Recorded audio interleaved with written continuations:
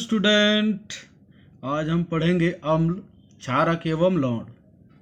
अम्ल ये जलीय विलयन में +H आयन देते हैं तथा एसिड शब्द लैटिन भाषा से लिया गया है जिसका अर्थ होता है खट्टा। अम्ल के निम्न गुण होते हैं।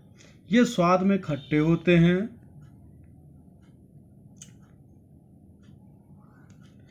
ये नीले लिटमस को लाल कर देते हैं, जल में H+ आयन देते हैं,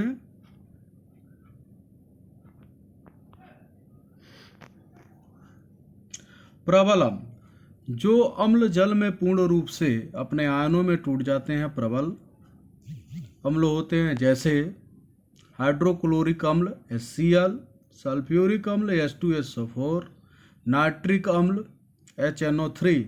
दुर्बल अम्ल जो जल में पूर्ण रूप से आयनों में वियोजित नहीं होते हैं, उन्हें दुर्बल अम्ल कहते हैं। सांद्र अम्ल जिसमें अम्ल की मात्रा अधिक तथा जल की मात्रा कम हो, अल्प हो, सांद्र अम्ल कहते हैं। तनु अम्ल जिस अम्ल में अम्ल की मात्रा अल्प हो एवं जल की मात्रा अधिक पाई जाए, तनु अम्ल कहते हैं। क्षारक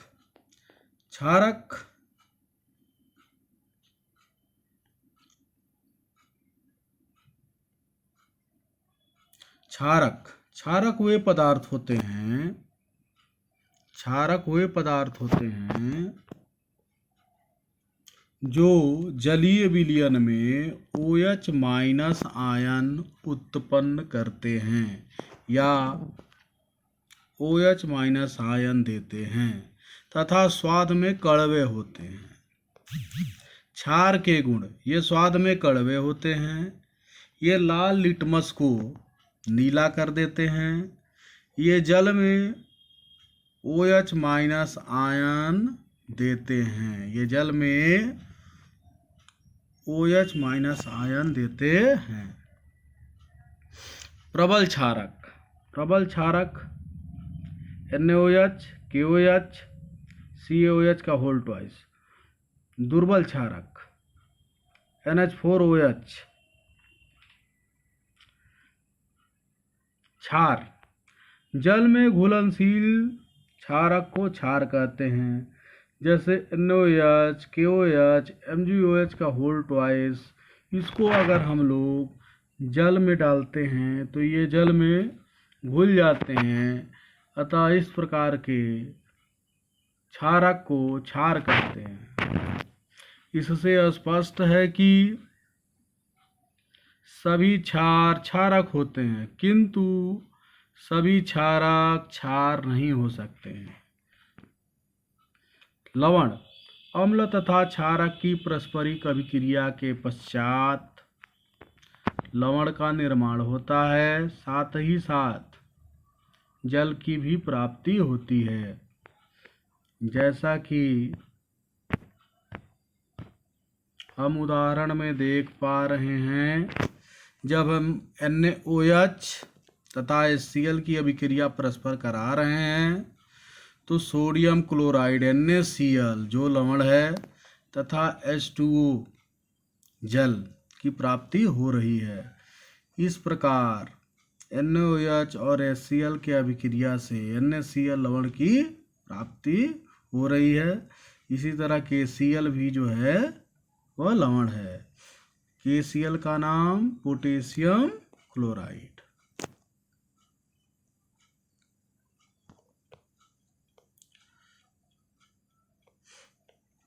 अब हम एक ट्रिक्स के माध्यम से समझेंगे कि अम्ल और क्षारक का लिटमस पेपर पर क्या प्रभाव पड़ता है। तो देखिए, जब हम अम्ल को इंग्लिश में लिखते हैं एसिड, तो देखिए लास्ट में D आ रहा है। इसका मतलब क्या है कि एसिड जो है लिटमस को लाल करेगा, लाल कर रहा है यानी नीले लिटमस को अम्ल जो है वह लाल कर देता है। और जब हम लोग क्षारक को इंग्लिश में लिखते हैं तो वह बेस हुआ। अब बेस किससे शुरू हो रहा है? बी से। तो बी से क्या हो गया? बेस हुआ, और बी से क्या हो गया? ब्लू हो गया। यानी जो क्षारक है वह लिटमस पेपर को ब्लू यानी नीले रंग में बदल देगा। अर्थात क्षारक लाल लिटमस पेपर को नीले रंग में बदल देता है। इससे हम इसको याद कर सकते हैं। सूचक किसी दिए गए विलयन में अम्ल या क्षार की उपस्थिति को प्रदर्शित करता है। अर्थात सूचक का प्रयोग किसी दिए गए विलयन के अम्ल या क्षारक होने का पता लगाने में करते हैं। इसका रंग या गंध अम्लीय या क्षारीय माध्यम में बदल जाता है। सूचक के प्रकार। सूचक को हम निम्न 3 भागों में बांट सकते हैं। पहला, प्राकृतिक सूचक। ये पौधे में पाए जाते हैं, जैसे लिटमस, लाल पत्ता गोभी, हल्दी आदि। कृत्रिम संश्लेषित सूचक, ये रासायनिक पदार्थ हैं। इसमें मेथिल ऑरेंज, फिनोलेप्थिलीन आते हैं। और तीसरा, गंधीय सूचक। गंधीय मतलब गंध से पता लगाने वाला सूचक। इस पदार्थ की गंध अम्लीय माध्यम या क्षारीय माध्यम में बदल जाती है।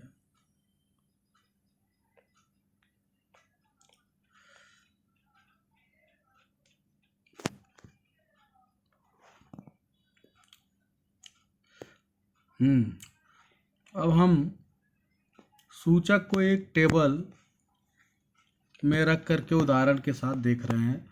सूचक, प्राकृतिक सूचक के अंतर्गत आपका लिटमस पेपर आएगा, लाल पत्ता गोभी का रस और हल्दी।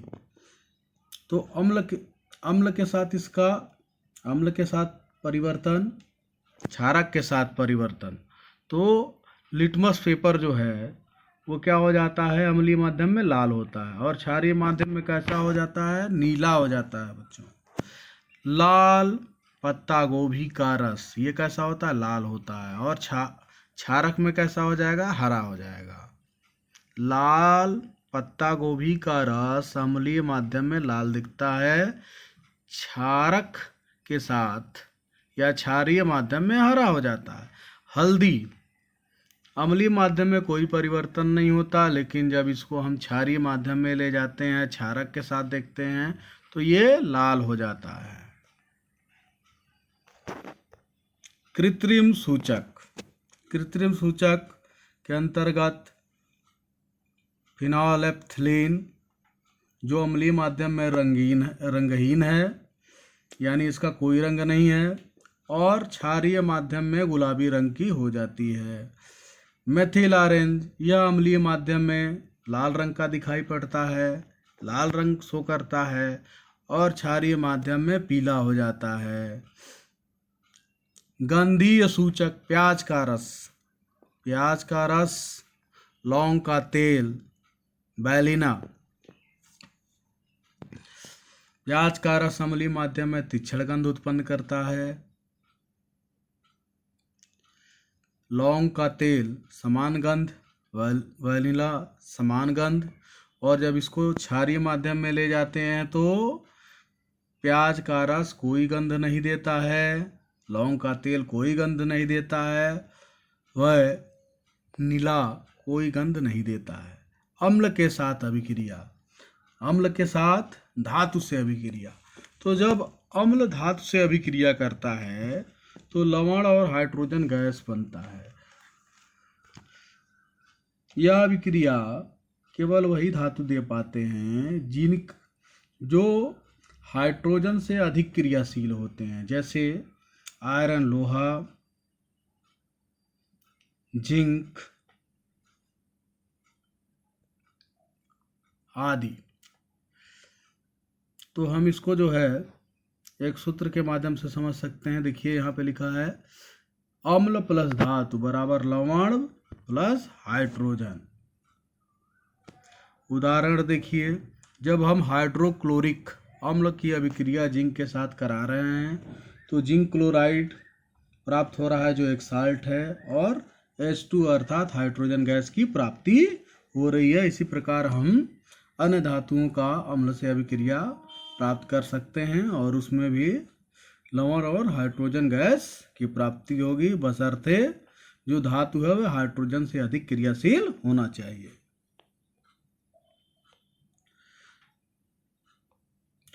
पाप टेस्ट। हाइड्रोजन गैस से निहित परख नली के पास जब जलती हुई मोमबत्ती को ले जाते हैं तो पाप ध्वनि उत्पन्न होती है। इस टेस्ट को हाइड्रोजन की उपस्थिति का पता लगाने के लिए किया जाता है तथा इसे पाप टेस्ट कहते हैं।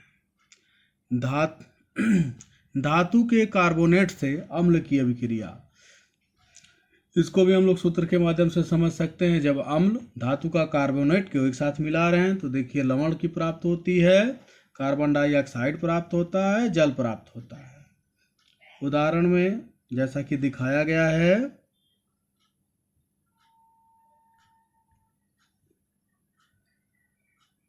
ये जब हाइड्रोक्लोरिक अम्ल की अभिक्रिया सोडियम कार्बोनेट से कराई जा रही है, सोडियम कार्बोनेट से कराई जा रही है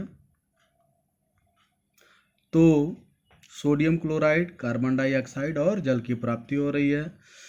इसी प्रकार जब सल्फ्यूरिक अम्ल की अभिक्रिया सोडियम कार्बोनेट से कराई जा रही है तो sodium sulphate, carbon dioxide gas तथा जल की प्राप्ति हो रही है। धातु के बाइकार्बोनेट के साथ अभिक्रिया, अम्ल प्लस धातु के बाइकार्बोनेट से प्राप्त होता है लवण, कार्बन डाइऑक्साइड गैस और जल, जो उपरोक्त अभिक्रियाओं में प्राप्त हो रहा था।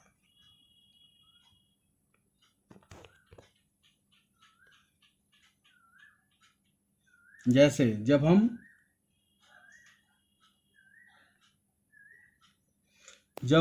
HCl हाइड्रोक्लोरिक अम्ल की अभिक्रिया सोडियम बाइकार्बोनेट NaHCO3 से कराते हैं तो सोडियम क्लोराइड, कार्बन डाइऑक्साइड तथा जल का निर्माण हो रहा है। चूने के पानी का टेस्ट। उत्पादित कार्बन डाइऑक्साइड को चूने के पानी में जब हम प्रवाहित करते हैं तो पानी दूधिया हो जाता है, जैसा कि हम इस अभिक्रिया के माध्यम से देख पा रहे हैं। चूने का पानी का सूत्र क्या होता है बच्चों? CaOH का होल ट्वाइस एक्वस, मतलब जल के रूप में है, जलीय विलयन है चूने का पानी है। इसमें हमने प्रवाहित किया कार्बन डाइऑक्साइड CO2 और इससे बना कैल्शियम कार्बोनेट का सफ़ेद अवक्षेप और जल प्राप्त हुआ। और जब हम कार्बन डाइऑक्साइड की अधिक मात्रा प्रवाहित करते हैं प्राप्त उत्पाद में तो ये दूधिया रंग जो है समाप्त हो जाता है, अर्थात ये कैल्शियम कार्बोनेट का सफ़ेद अवक्षेप जल में घुल जाता है और कैल्शियम बाइकार्बोनेट में बदल जाता है। अम्ल एवं क्षार की परस्पर अभिक्रिया, इस अभिक्रिया को उदासीनीकरण अभिक्रिया कहते हैं।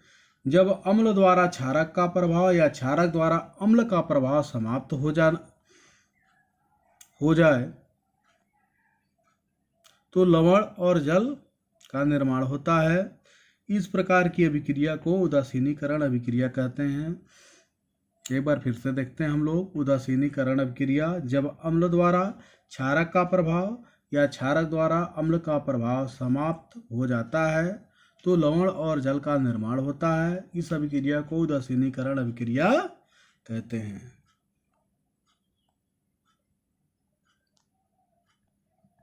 इसको हम लोग उदाहरण से ऐसे जो है समझ सकते हैं।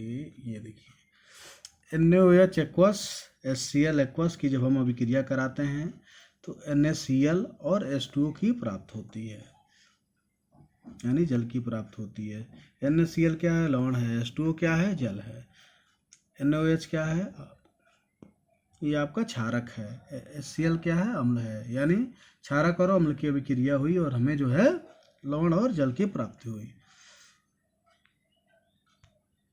जब प्रबल अम्ल दुर्बल क्षारक मिलाया जाता है तो जो लवण बनता हुआ उसका जो है प्रवृत्ति कैसा होता है? अम्लीय लवण प्राप्त होता है और जल प्राप्त होता है। दुर्बल अम्ल होगा और प्रबल क्षारक होगा तो क्या प्रबल है? क्षारक प्रबल है, तो विलयन कैसा होगा?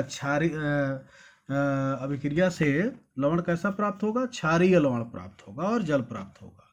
जब प्रबल अम्ल होगा, प्रबल क्षारक होगा तो उदासीन लवण और जल प्राप्त होता है। जब दुर्बल अम्ल होगा, दुर्बल क्षारक होगा तो उदासीन लवण और जल प्राप्त होता है।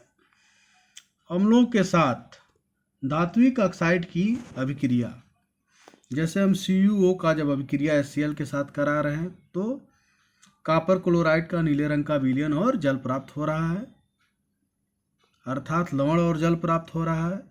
और हमने ऊपर देखा था उदासीनीकरण अभिक्रिया में कि जब हम लोग अम्ल का अभिक्रिया किससे कराते थे तो लवण और जल बनता था।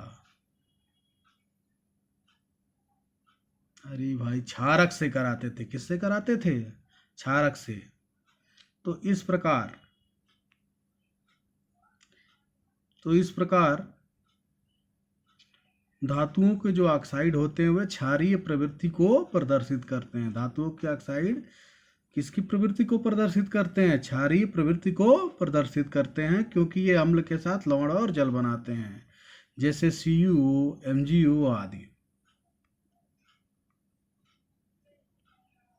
धन्यवाद।